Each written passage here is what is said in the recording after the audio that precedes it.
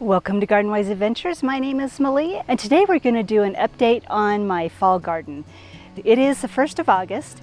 We still have the summer garden producing and growing beautifully, but I held back some beds and prepared them, and I have planted some fall crops. So let me show you what I've planted and what I've done to make sure that I get a harvest in the fall. So I also have to say I live in Utah, which is zone 6/7, and my first frost date is generally speaking around October 15th. That's the week that I can usually plan on seeing the first real good frost. And so what I've done is I counted backwards from that day to see when I should plant the seeds. So everything that I have planted in here, I planted from seed, and we'll go over what days I planted those and actually link a video up here of when I planted those seeds.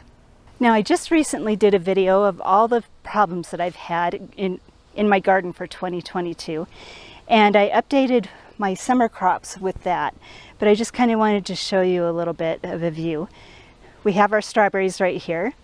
They're looking a little bit better than they did in that last video. I've upped the watering on these. I was watering them twice a week. Now I'm watering them 3 times a week, and it seems like they just had needed a little bit more water.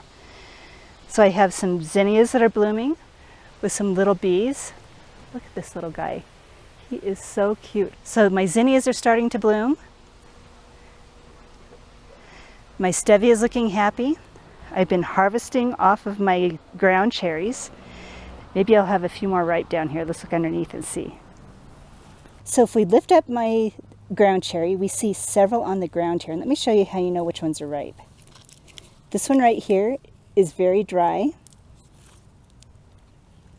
It's quite yellow. It's still a little bit green. This one will be good.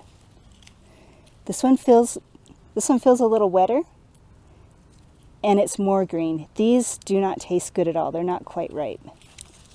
The drier the husk and the more yellow the cherry, the better they taste. So that one was a little green, and it's not going to taste that good. Here's a completely ripe one. Hopefully you can see the difference in color. These are tasty. We've got our squash here. This is the Queen Lime Red. And look at all the different variation in color in these zinnias. I love them. My jalapenos are starting to produce a little bit better and look a little bit better. We've been harvesting cherry tomatoes off of these Sun Gold. They've been really good.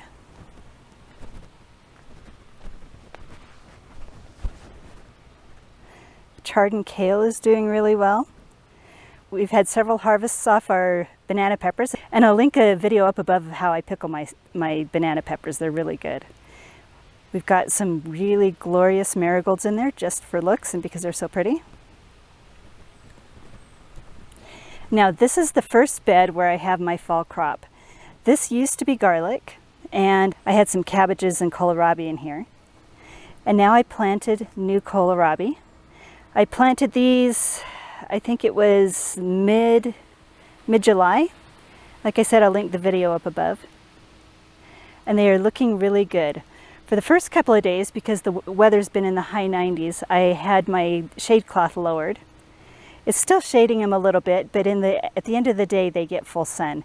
I think shortly here, because it's starting to cool off into the 80s, I'll take the shade cloth off and let them get full sun. We do have a couple of bean plants out in front, and a couple of more kale plants on the side. And this is where I put my chijimisai, a couple of them. I put a couple of more chijimisai around my cucumbers. They have been eaten, so I put out a little bit more Sluggo Plus. I think it's well, this one looks better, but it has earwig damage on it, so this is definitely being eaten by earwigs. So the Sluggo Plus should take care of that.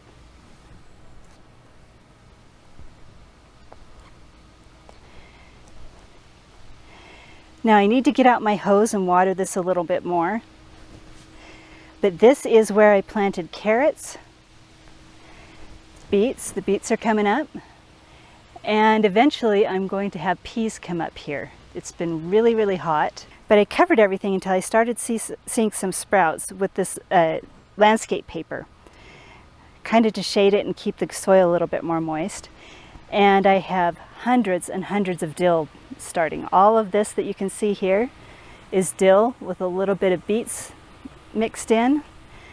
And I'm hoping some carrots. You can't really tell the difference between dill and carrots until they get a little bit larger. So I planted 4 different kinds of carrots. I never really have success with carrots, but we're going to see what we can do this year. I think I might have to lower the shade cloth to keep this area a little bit more moist and turn the water on and water it one more time, just so that I can make sure that the carrot seeds germinate. Here's another zinnia that's getting ready to be in its full glory. This is going to be Queen Lime Orange. And then over here, I definitely have got to get the Sluggo Plus out, because this is a cabbage. This is a cauliflower that was eaten. Here's some other cauliflower. They get mostly shade because of my Chinese mountain yams and my peach tree that has a couple of peaches on it. So that gives them shade most of the day, but they get a little bit of sun and they seem to be doing just fine with it. So I have 3 different types of cauliflower in here. I have white and yellow and purple. And I fit 11 of them in here. Hopefully the spacing is okay so that they can reach their full size. Now, one thing I forgot to mention is I did mention that I started the seeds for the cauliflower, the kohlrabi and cabbage mid-July. And this is the 2nd week in August, and I had started these a week ago. These seeds were put in the very beginning of August, the 1st week in August. Now I'm hoping that I have time to harvest the beets, that the beets have time to get up to full size. They can tolerate a little bit of frost, so they can go beyond our October 15th frost date. The carrots can overwinter if they want, and I may find an area to sow a few more carrot seeds so that I can have more to hold over the winter. Now, if you can find some transplants, or if you've started seeds already, you definitely have time to put some kale and chichimisai and Swiss chard in the ground for the winter.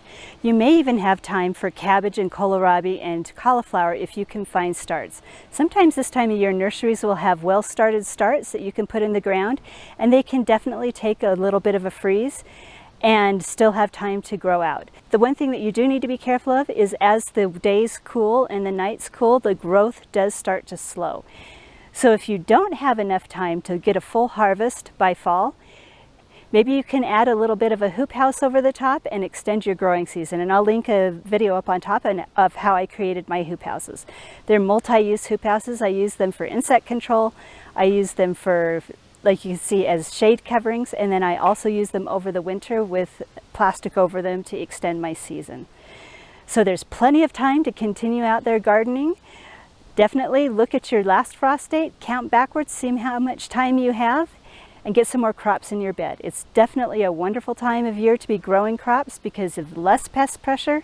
The days are starting to get cooler and you don't have to water as often. It's absolutely wonderful, so I challenge you to do that.